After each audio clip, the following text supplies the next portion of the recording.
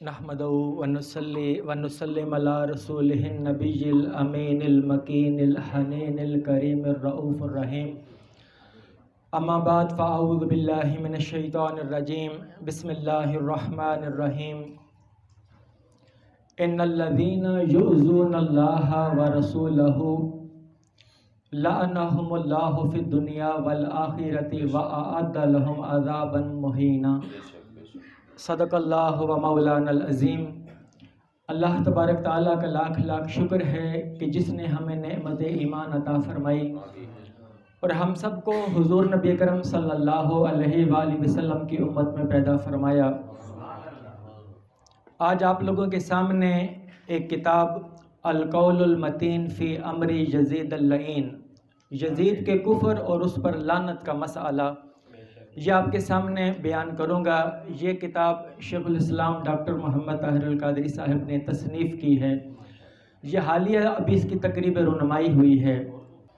اس کتاب کی اہمیت یہ ہے کہ میں دیکھ رہا تھا کہ ہر ایک دو نعت خوانوں کے بعد لازمی حسنین کریمین کا ذکر آتا تھا۔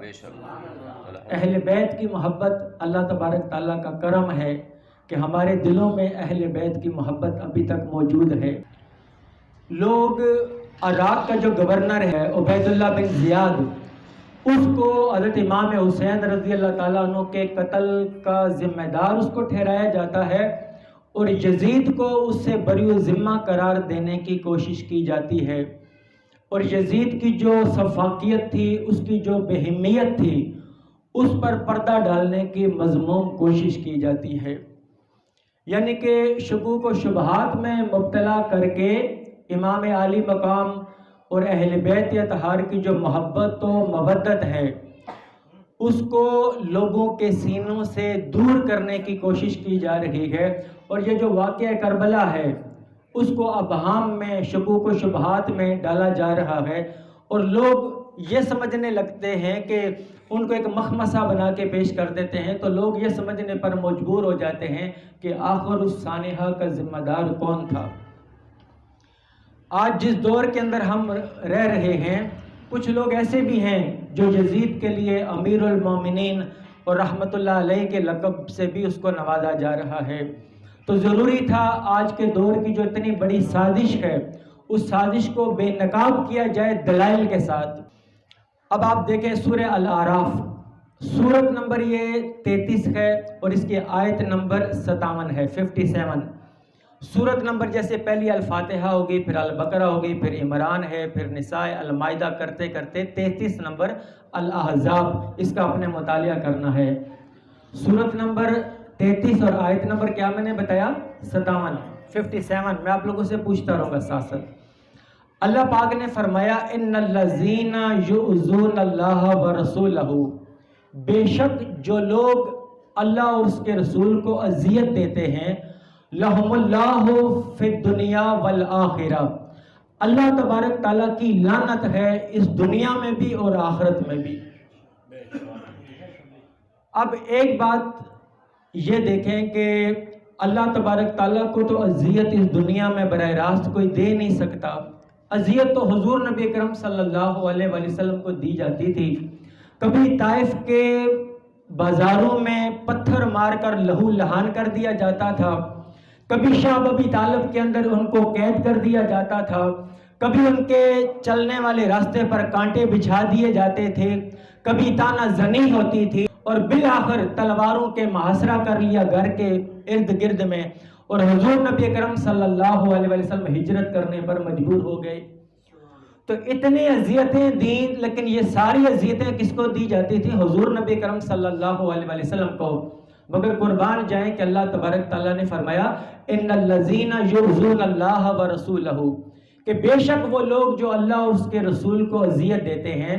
تو مراد یہ تھی کہ اگر رسول کو جو اذیت دیتا ہے یقیناً وہ خدا کو اذیت دیتا ہے۔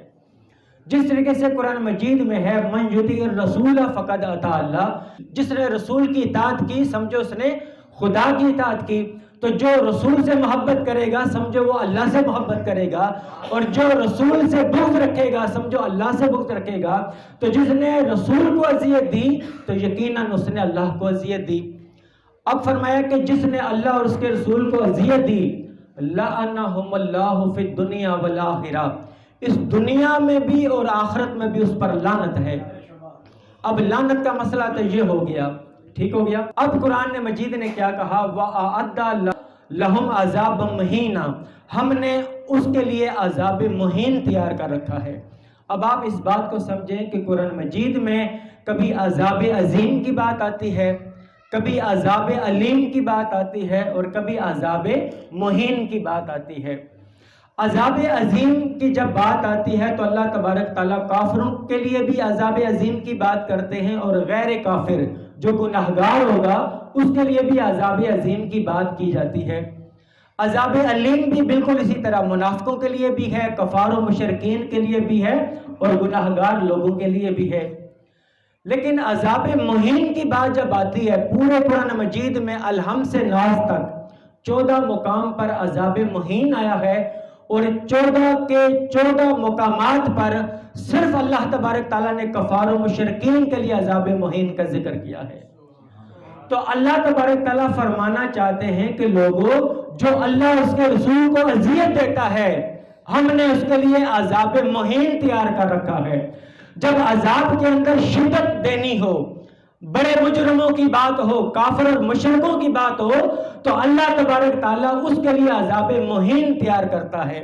تو اللہ تبارک تعالیٰ نے فرمایا کہ جو مجھے اور میرے نبی کو اذیت دیتا ہے اس کے لیے عذاب مہین تیار کر رکھا ہے۔ تو عذاب مہین سے جو کفر کا فتویٰ ثابت ہوتا ہے۔ کچھ لوگ سوال کرتے ہیں کہ بھائی یزید پر کفر کا مسئلہ، کفر کا فتویٰ کس نے دیا ہے؟ یہ قرآن مجید نے دیا ہے۔ اب آتے ہیں آیت نمبر 58 کی طرف۔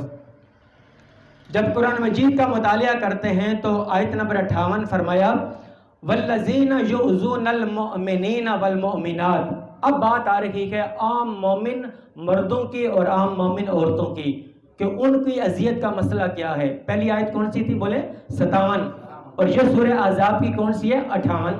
اگلی آیت ہے، فرمایا وَالَّذِينَ يُؤْذُونَ الْمُؤْمِنِينَ وَالْمُؤْمِنَاتِ، کہ بے شک وہ لوگ جو مومن مردوں کو اور مومن عورتوں کو اذیت دیتے ہیں، بغیر مقتصبو، بغیر اس کے کہ ان سے کوئی گناہ صادر ہوا ہو، فقد احتملوا بہتانا و اسما مبینا، بے شک وہ بہتان کو اور گناہ کبیرہ کو اپنے سر لیتے ہیں۔ مطلب ہے کہ وہ گناہ کبیرہ کے مرتکب ہوتے ہیں۔ اب یہاں سے ایک بات پتہ چلی کہ حضور نبی اکرم صلی اللہ علیہ وآلہ وسلم کے لیے اللہ تبارک تعالیٰ نے الگ بیان کیا، اور امت کے مومن مردوں اور مومن عورتوں کا ذکر اللہ تبارک تعالیٰ نے الگ کیا ہے۔ اب جو لوگ حضور نبی اکرم صلی اللہ علیہ وآلہ وسلم کو اپنے جیسا یا عام مسلمانوں جیسا یا نعوذ باللہ بڑے بھائی کی طرح یہ سمجھنے لگ جاتے ہیں، ان لوگوں کو سمجھنا چاہیے کہ وہ اللہ تبارک تعالیٰ کی تقسیم اور اللہ تبارک تعالیٰ کے فارمولے کے خلاف جا رہے ہوتے ہیں۔ اللہ تبارک تعالیٰ نے جب تقسیم مصطفیٰ کی تو اللہ تبارک تعالیٰ نے نبی کا ذکر اپنے ساتھ کیا، ان الذین یؤذون اللہ ورسولہ، کہ بے شک وہ لوگ جو اللہ اور اس کے رسول کو اذیت دیتے ہیں، لعنہم اللہ فی الدنیا والآخرہ، ان پر لعنت بھیجتا ہے۔ اور جب اللہ تبارک تعالیٰ نے مومن مردوں اور مومن عورتوں کی بات کی تو اللہ تبارک تعالیٰ نے ان کا ذکر الگ کیا۔ تو یہاں سے پتہ چلا کہ نبی کا مقام الگ ہے اور امت کا مقام الگ ہے۔ اب آگے چلتے ہیں۔ حضرت عائشہ صدیقہ رضی اللہ عنہا پر جب تہمت لگ گئی تو جب ان کے اوپر تہمت لگی تو قرآن مجید کی اب سورہ نور ہے، سورہ نور کی آیت نمبر 23 ہے، اور یہ سورت نمبر 24 ہے۔ 23 24 اکٹھا آ جاتا ہے نا، 24 نمبر سورت اور آیت نمبر 23 ہے۔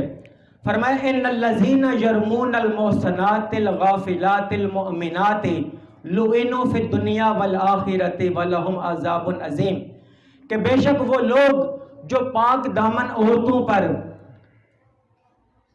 الزام لگاتے ہیں، جو الغافلات یعنی کہ جو بے خبر ہیں، یعنی کہ برائی سے غافل ہیں، المؤمنات مومن عورتیں ہیں، ان پر جو الزام لگاتا ہے، جو انہیں اذیت دیتا ہے، لعنوا فی الدنیا والآخرہ، اللہ کی اس پر لعنت ہے دنیا میں بھی اور آخرت میں بھی، وَلَهُمْ عَذَابٌ عَظِيمٌ، اور اس کے لیے عذاب عظیم تیار کر رکھا ہے۔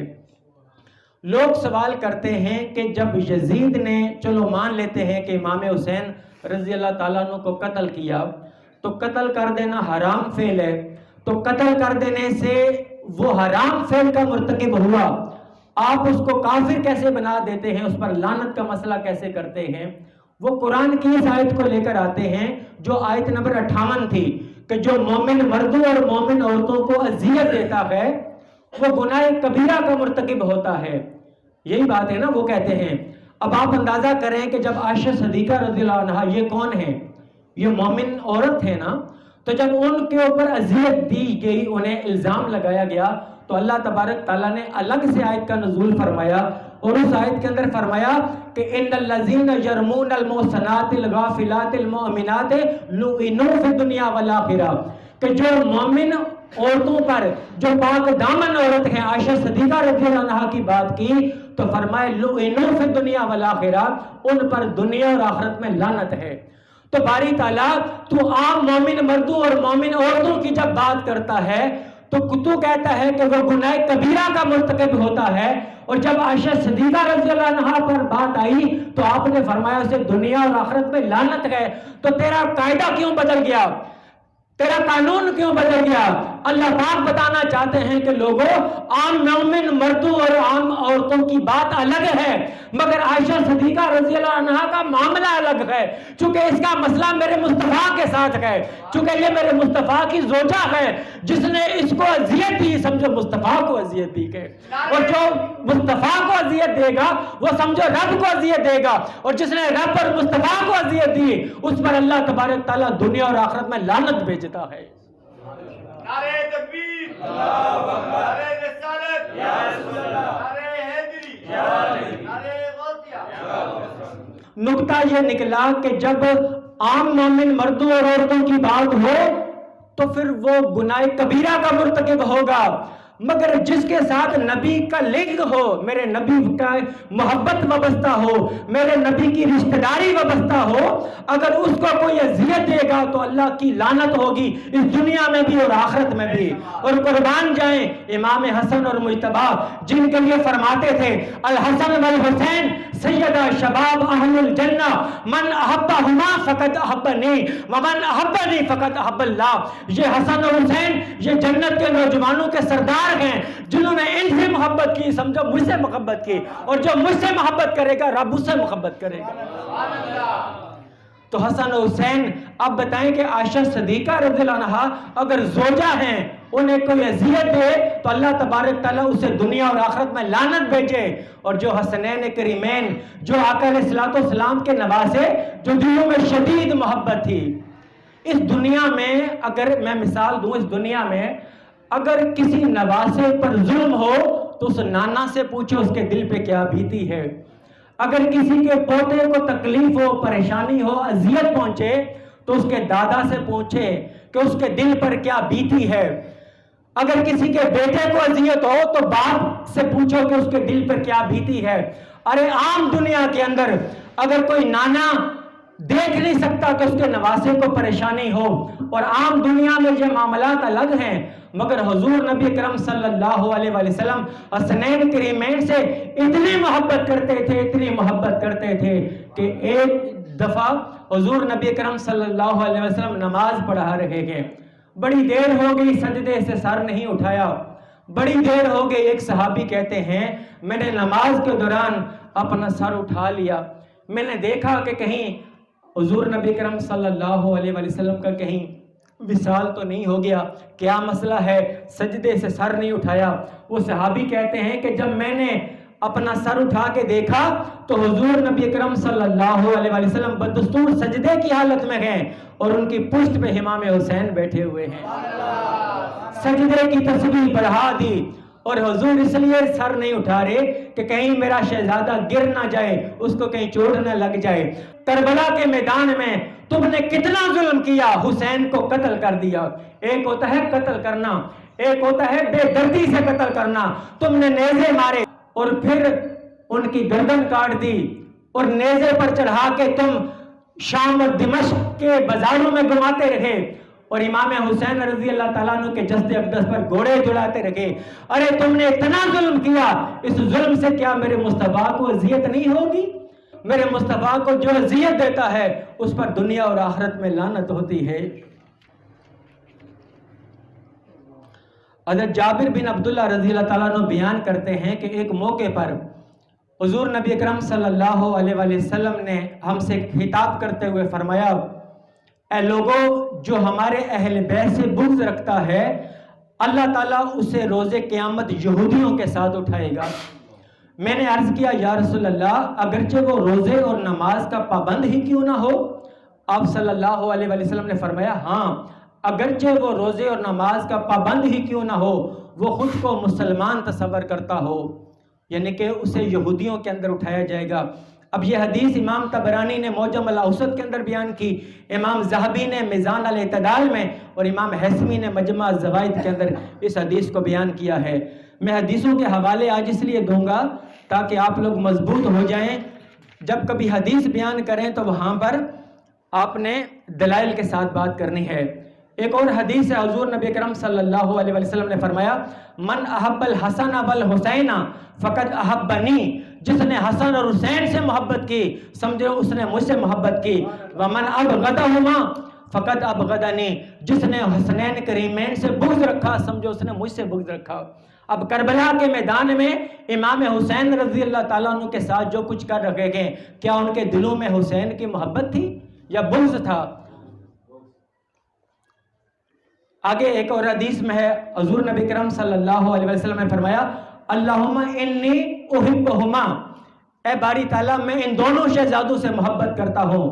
فاحبہما، باری تعالیٰ تو بھی ان دونوں سے محبت کر. اور پھر فرمایا فاحب من یحبہما، باری تعالیٰ تو اس سے بھی محبت کر جو ان دو شہزادوں سے محبت کرتے ہیں.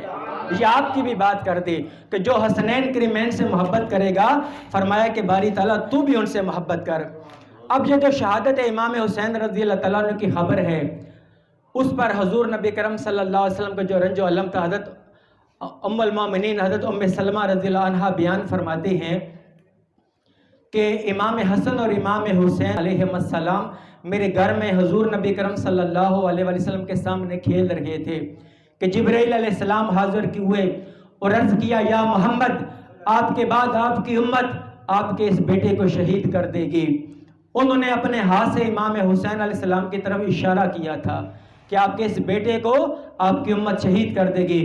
تو رسول اللہ صلی اللہ علیہ وسلم آپ دیدہ ہو گئے اور انہیں اپنے سینے مبارک کے ساتھ چپکا لیا. پھر فرمایا، اے ام سلمہ، شہادت گئے حسین کی یہ مٹی تمہارے پاس امانت ہے.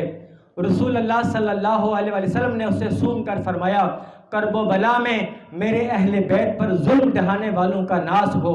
ام سلمہ رضی اللہ عنہ فرماتی ہیں کہ حضور نبی اکرم صلی اللہ علیہ وسلم نے فرمایا، یا ام سلمہ اذا تحولت هذه تربۃ دمن فعلمی ان ابنی قد قتل. فرمایا کہ اے ام سلمہ، جب یہ مٹی خون میں تبدیل ہو جائے تو جان لینا کہ میرا بیٹا شہید کر دیا گیا ہے. راوی بیان کرتے ہیں کہ پھر حضرت ام سلمہ رضی اللہ عنہ نے اس مٹی کو بوتل میں ڈال دیا اور ہر روز اسے دیکھا کرتی اور فرماتی، اے مٹی، جس دن تو خون میں تبدیل ہو جائے گی وہ بڑا بھاری دن ہوگا. اس حدیث کو امام طبرانی نے معجم الکبیر کے اندر بیان کیا، امام ابن عساکر نے تاریخ مدینہ و دمشق میں بیان کیا، امام مزی نے تہذیب الکمال میں بیان کیا، امام اسقلانی نے تہذیب التہذیب کے اندر بیان کیا، اور امام حیثمی نے مجمع الزوائد کے اندر اس حدیث کو بیان کیا.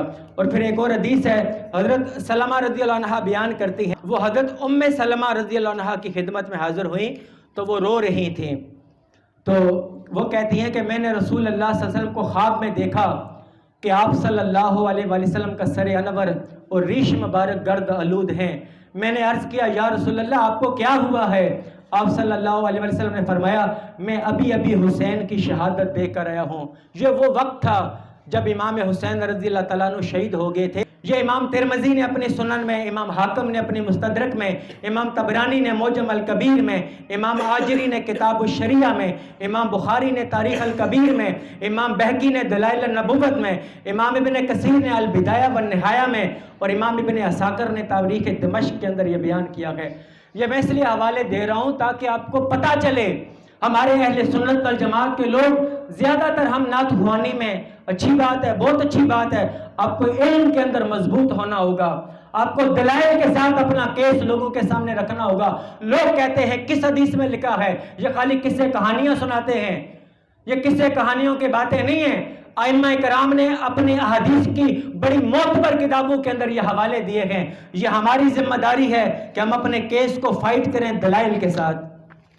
اب حضور نبی اکرم صلی اللہ علیہ وسلم نے جو یہ فرمایا تھا کہ میرے بعد جو خلافت راشدہ کے بعد جو حکومت ہوگی وہ ملوکیت ہوگی پر مبنی ہوگی، اور عہد جو یزید ہے، یزید کا جو دور ہے، اس میں جو دین و ملت کے باعث جو شر و فساد پیدا ہوگا، اس کے حوالے سے امام بخاری، اب یہ بخاری شریف کی حدیث ہے اور حدیث نمبر یہ 120 ہے۔ آپ بخاری شریف کی حدیث جا کے پڑھیں۔ حضرت ابو ہریرہ رضی اللہ تعالیٰ عنہ روایت کرتے ہیں، حفظت من رسول اللہ صلی اللہ علیہ وآلہ وسلم وعاءین فاما احدهما فبسسته واما الاخر فلو بسسته قطع هذا البلعوم۔ حضرت ابو ہریرہ رضی اللہ تعالیٰ عنہ فرماتے ہیں کہ میں نے دو طرح کا علم حضور نبی کرم صلی اللہ علیہ وسلم سے سیکھا ہے۔ ایک علم تو وہ ہے جو صبح شام میں تمہارے درمیان بیان کرتا ہوں، روایت کی صورت میں جو احکام ہیں سارے معاملے، اور فرمایا کہ دوسرا جو علم ہے اگر میں بیان کر دوں تو میری گردن کاٹ دی جائے۔ مطلب ہے کہ جو وہ خلافت بنو امیہ کا زمانہ تھا اور ان کے پاس وہ ایسا علم ہے، فرماتے ہیں اگر میں اسے بیان کر دوں تو میری گردن کاٹ دی جائے، میرا گلا کاٹ دیا جائے۔ یہ جو بخاری ہے، مسلم ہے، ترمذی، ابو داؤد، نسائی، ابن ماجہ، یہ حدیث کی کتابیں ہیں، اس پر شروحات لکھی جاتی ہیں، شرح۔ جیسے امام ابن حجر اسقلانی رحمۃ اللہ علیہ نے فتح الباری لکھی ہے، اسی طریقے سے امام عینی کی عمدۃ القاری ہے، تو امام ابن حجر اسقلانی رحمۃ اللہ علیہ نے اس حدیث کی شرح لکھی ہے کہ وہ کون سا علم ہے جو ابو ہریرہ رضی اللہ تعالیٰ عنہ نے بخاری شریف کی حدیث کے اندر بیان کیا کہ وہ علم اگر میں بیان کروں تو میری گردن کاٹ دی جائے۔ اس کے اوپر امام ابن حجر اسقلانی فرماتے ہیں کہ علماء کرام نے اس ذخیرہ علم کو جسے انہوں نے بیان نہیں فرمایا ان احادیث پر محمول کیا ہے جن میں بڑے بڑے ظالم اور سفاک حکمرانوں کے ناموں کی تفصیلات، ان کے احوال اور ان کے ادوار یا عہد کی برائیاں، ظلم اور سفاکیت کی وضاحت ہے۔ حضرت ابو ہریرہ رضی اللہ تعالیٰ عنہ ان میں سے بعض کو کنایتاً بیان کرتے تھے، لیکن ان سے اپنی جان کا خطرہ لاحق ہونے کی وجہ سے ان کی صراحت نہ کرتے، جیسا کہ ان کا قول ہے۔ وہ فرمایا کرتے تھے اعوذ باللہ من راس ستین و امارت الصبیان، وہ فرمایا کرتے تھے میں سن 60 ہجری سے پناہ مانگتا ہوں اور میں چھوکروں کی حکومت سے پناہ مانگتا ہوں، اور پھر فرمایا یہ یزید بن معاویہ کی امارت و حکومت کی طرف اشارہ ہے۔ یہ امام ابن حجر اسقلانی، اور امام ابن حجر اسقلانی فرماتے ہیں کہ یہ جو فرمایا کہ سن 60 ہجری سے پناہ مانگتا ہوں، یہ دراصل اس وقت کی طرف اشارہ ہے سن 60 ہجری میں یزید بن معاویہ حکومت کے تخت پہ بیٹھ گیا تھا، اس کی حکومت مل گئی تھی، اور اللہ تعالیٰ نے حضرت ابو ہریرہ رضی اللہ تعالیٰ عنہ کی دعا قبول فرمائی، اور وہ سن 60 ہجری سے قبل 1 سال قبل وہ وفات پا گئے۔ اللہ پاک نے 59 ہجری میں ابو ہریرہ کو اپنے پاس بلا لیا تھا۔ اب دیکھیں کہ کتنا معاملہ تھا کہ اس دور کا جو سن 60 ہجری جو کچھ ہونے جا رہا تھا اس کے بارے میں ابو ہریرہ رضی اللہ تعالیٰ عنہ اب دیکھیں کہ مدینہ منورہ کی گلیوں میں جب جاتے تھے تو یہ اعلان کیا کرتے تھے میں سن 60 ہجری سے باری تعالیٰ پناہ مانگتا ہوں، میں سن 60 ہجری سے پناہ مانگتا ہوں۔ تو لوگ پوچھتے نہیں ہوں گے اے ابو ہریرہ تو کیوں سن 60 ہجری سے پناہ مانگتا ہے، کیا ہونے جا رہا ہے؟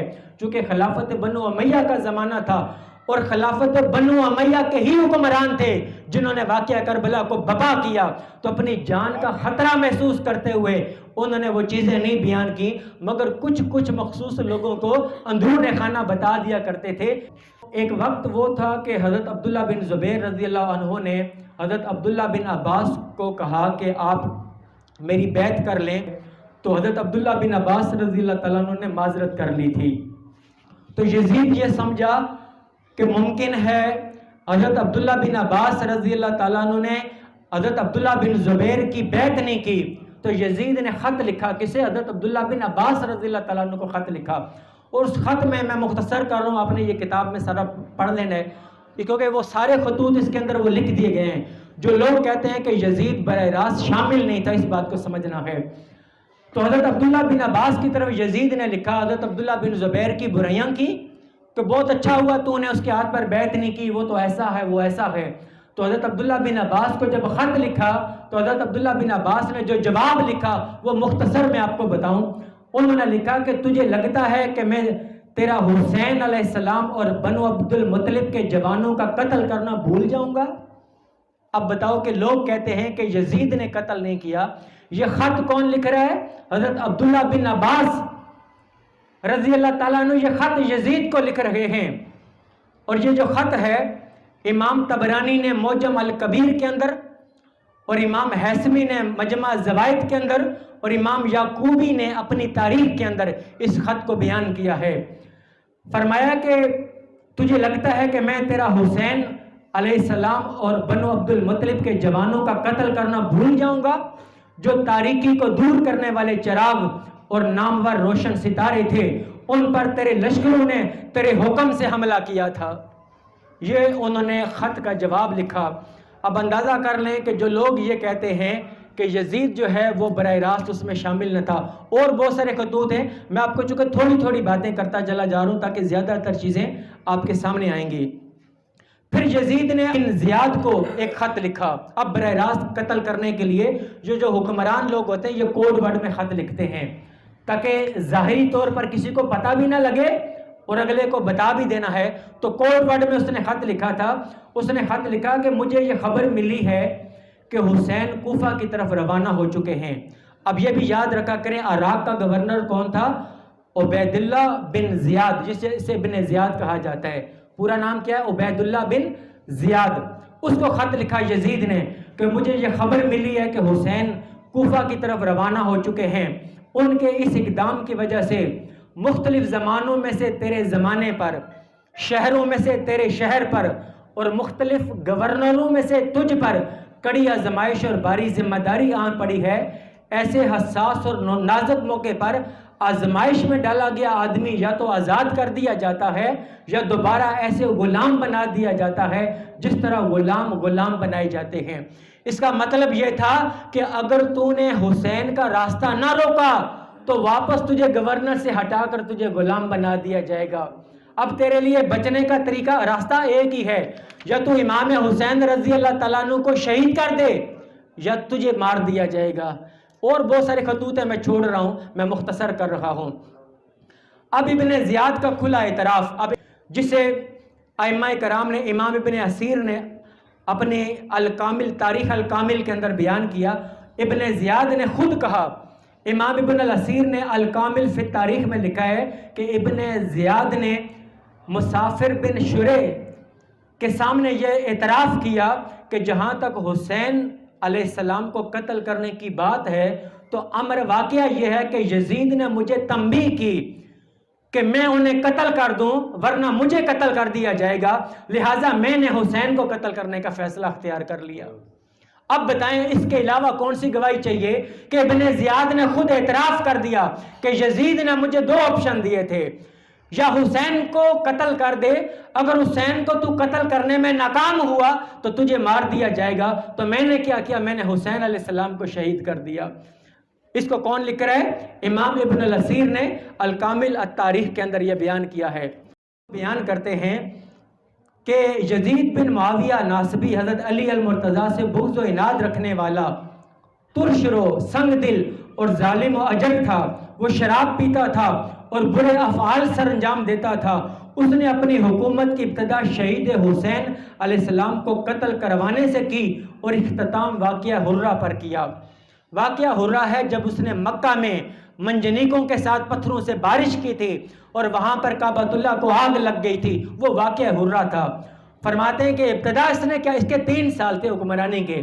پہلے سال اس نے حضرت امام حسین علیہ السلام کو شہید کیا، دوسرے سال اس نے مدینہ منورہ کی حرمت کو پامال کیا، اور تیسرے سال واقعہ حرہ اس نے خانہ کعبہ پر حملہ کیا. جب کعبے کا حملہ کیا اور کعبے کو آگ لگ گئی تھی، اس دوران یزید مر گیا تھا.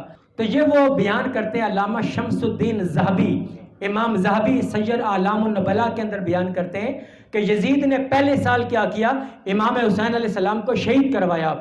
اس کے بعد اس نے کیا کیا کہ واقعہ حرہ کیا، اس بنا پر لوگ اس کے مخالف ہو گئے اور اس کی عمر میں برکت نہ ہوئی، یعنی کہ وہ مار دیا گیا۔ اور اسی طریقے سے امام ابن حجر الہیتمی المکی وہ بیان کرتے ہیں کہ یہ یزید بن معاویہ، یہ جو یزید کا بیٹا معاویہ ہے، یہ وہ بیان کر رہا ہے، اس کی سٹیٹمنٹ ہے، یعنی کہ یزید کے بیٹے کی، یزید بن معاویہ، اس کا قول ہے، اس نے کہا ہے کہ جو بات ہم پر سب سے زیادہ گراں ہے وہ یہ کہ ہمیں یزید کی بری ہلاکت اور برے انجام کا علم ہے۔ میرے باپ یزید نے اطرت رسول صلی اللہ علیہ وسلم کو قتل کیا، حرم مکہ و مدینہ کو مباح قرار دیا اور کعبۃ اللہ کو اجاڑ دیا۔ یہ یزید کا بیٹا معاویہ بیان کر رہا ہے۔ اسے امام ابن حجر ہیثمی نے السوائق المعرکہ میں، امام یعقوبی نے التاریخ میں، اور امام ابو محسن نے اپنی کتاب کے اندر اس حدیث کو بیان کیا ہے۔ اب اندازہ کر لیں کہ اس کا بیٹا خود اس کے بارے میں کیا گواہی دے رہا ہے۔ اب ایک بات ہے، کچھ لوگ جو کہتے ہیں کہ یزید نے تو شہید نہیں کیا، یہ تو ابن زیاد نے کیا تھا۔ اگر اس کو بھی تھوڑی دیر کے لیے چلو مان لیتے ہیں، اگر ابن زیاد نے قتل کیا تھا تو قرآن مجید میں تو قصاص کی بات ہے۔ قرآن مجید تو کہتا ہے وَكَتَبْنَا عَلَيْهِمْ فِيهَا النَّفْسَ بِالنَّفْسِ وَالْعَيْنَ بِالْعَيْنِ وَالْأَنْفَ بِالْأَنْفِ وَالْأُذُنَ بِالْأُذُنِ وَالسِّنَّ بِالسِّنِّ۔ یہاں تو بدلے کی بات ہوتی ہے کہ جان کے بدلے جان ہے، آنکھ کے بدلے آنکھ، ناک کے بدلے ناک، دانت کے بدلے دانت۔ تو اسلام تو قصاص کی بات کرتا ہے، اور ایک مقام پر سورہ بقرہ میں فرمایا وَلَكُمْ فِي الْقِصَاصِ حَيَاتٌ يَا أُولِي الْأَلْبَابِ، کہ تمہارے لیے قصاص یعنی خون کا بدلہ لینے میں ہی زندگی کی ضمانت ہے اے عقل مند لوگوں، تاکہ تم خون ریزی اور بربادی سے بچو۔ اگر تو مقتولین معاف کر دیں تو وہ تو دیت دے کر معافی ہو جاتی ہے، اور اگر مقتولین معاف نہ کریں تو پھر قصاص ہوتا ہے، خون کا بدلہ خون۔ تو آپ بتائیں اگر یزید نے اس قتل کا حکم نہیں دیا تھا تو وہ اس قتل سے راضی نہیں تھا، تو اس نے پھر حکم قرآن کے تحت قاتلین حسین سے قصاص لیا۔ اصول یہ ہے کہ حاکم خود قتل ناحق پر مدعی اور وارث بن کر قصاص کا حکم دیتا ہے۔ قاعدہ اسلام کا یہ ہے کہ جو حکمران ہوتا ہے اس کی حکمرانی کے دوران اگر کوئی قتل ہو جائے اور قاتل کا پتہ نہ چل رہا ہو، کوئی مدعی نہ ہو، تو پھر حکمران مدعی بن کر اس کیس کو فائٹ کرتا ہے اور وہ احتساب کی بات کرتا ہے، قصاص کی بات کرتا ہے وہ۔ اب یہاں پر یہ نکتہ ہے کہ کیا اس نے قصاص کے طور پر ابن زیاد کو قتل کروایا؟ کیا اس نے عمر بن سعد کو قتل کروایا؟ کیا اس نے شمر بن ذل جوشن کو قتل کرایا؟ کیا اس نے خولی بن یزید کو قتل کرایا؟ اگر یزید نے قتل کی سزا نہیں دی تو حدن یا تعزیرن اس سے کم درجے کی کوئی سزا دی، کسی کو عمر قید دی، کسی کو کوڑے لگوائے، اور اس کے برعکس نہ صرف ان کے عہدے بحال رکھے بلکہ انہیں انعام و اکرام سے بھی نوازا۔ اور واقعہ کربلا کے بعد یزید نے ابن زیاد کو اپنے پاس بلایا، اسے کثیر اموال اور بیش بہا قیمت تحائف سے نوازا، اسے اپنی صحبت خاص میں بٹھایا اور اس کا درجہ یعنی کہ رینک اس کا بڑھا دیا۔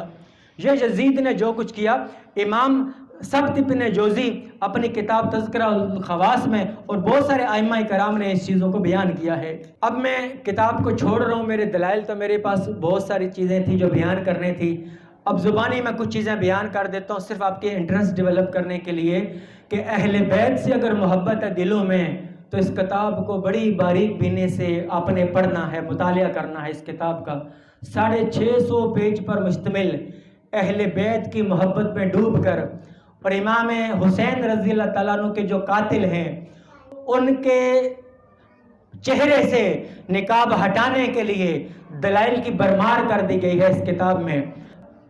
اس نے اپنے گورنر کو بھیجا مدینہ منورہ کے اندر، 700 قاری کو وہاں پر شہید کر دیا گیا، 700 قاری حفاظ، اور وہ بھی قاری حفاظ وہ نہیں، وہ علماء کرام تھے، عالم دین تھے، دین کو سمجھنے والے لوگ تھے، اور 10,000 لوگوں کا اس نے قتل عام کیا۔ 3 دن تک مسجد نبوی کے اندر اس نے گھوڑے باندھے، خچر باندھے، کتوں کو اندر داخل کیا، اور جانور گھوڑے خچر اور کتے مسجد نبوی کے اندر پیشاب کرتے رہے، بول و براز کرتے رہے، ممبر رسول کے پاس بول و براز کرتے رہے، 3 دن تک اذانیں نہ ہوئیں، 3 دن تک اذانیں نہ ہوئی۔ حضرت سعید بن مسیب کہتے ہیں کہ جب سب کو پکڑ رہے تھے تو میں ممبر رسول کے پیچھے چھپ گیا، 3 دن تک میں کھائے پیے بغیر وہاں پر چھپا رہا، اور یزید ایک ایک کو چن چن کر مار رہے، اور وہ کہتے ہیں کہ 3 دن اذانیں نہیں ہوتی تھی، اور وہ کہتے ہیں کہ میری کان سنتے تھے کہ جب اذان کا وقت ہوتا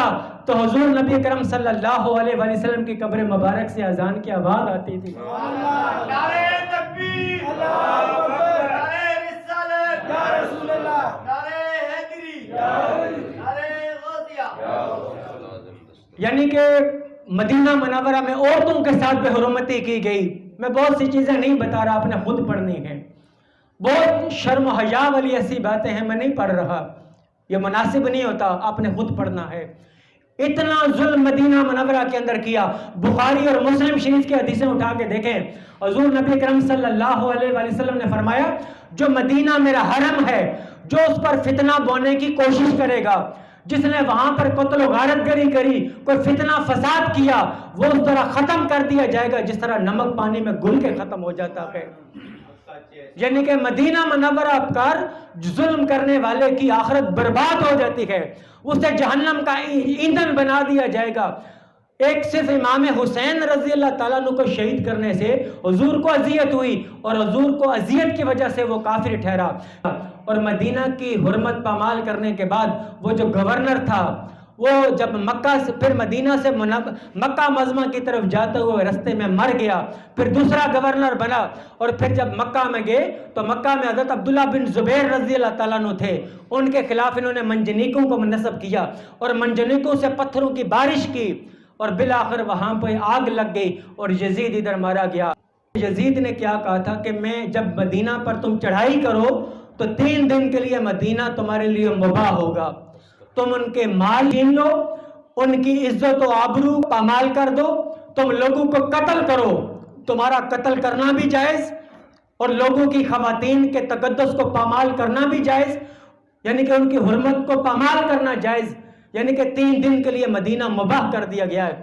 اسلام کا اصول یہ ہے، اس کتاب میں پورا چیپٹر ہے، باب ہے، اگر کوئی شخص اللہ تعالیٰ کی حرام کردہ چیز کو حلال قرار دے گا وہ دار اسلام سے خارج ہو جاتا ہے، وہ کافر ہو جاتا ہے۔ اس مسئلے سے بھی یزید کافر ہوتا ہے کہ اللہ تبارک تعالیٰ نے کسی دوسرے مسلمان کا ناحق قتل کرنا پوری انسانیت کا قتل کرنے کے برابر ہے۔ اس نے مدینہ کو 3 دن کے لیے یعنی کہ حرام چیزوں کو مباح قرار دیا، تو جو اللہ کی حرام کردہ چیزوں کو حلال قرار دیتا ہے وہ اسلام سے خارج ہو جاتا ہے۔ اس طرح کے بہت سارے دلائل ہیں اس کتاب کے اندر، میں اپنی بات کو ادھر ہی ختم کر رہا ہوں۔